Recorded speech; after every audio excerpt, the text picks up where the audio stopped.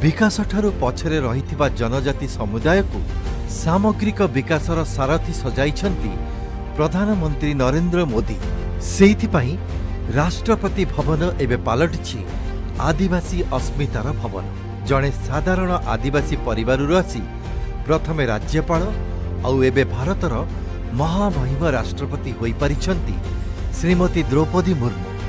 तांकर रायरंगपुर रायसेना हिल पर्यंत यात्रा विकसित भारत विकसित ओडिशार जनजातीय जयगाथार प्रकृष्ट उदाहरण।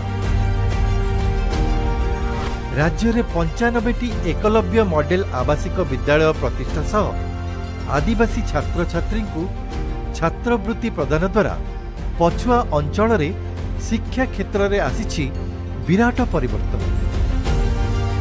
पीएम जनमन अधीन राज्य में रहुथबा 13टी आदिम आदिवासी को मौलिक सेवा प्रदान निमंते 24,000 कोटी टंकार विभिन्न प्रकल्प कार्यकारी हेउ।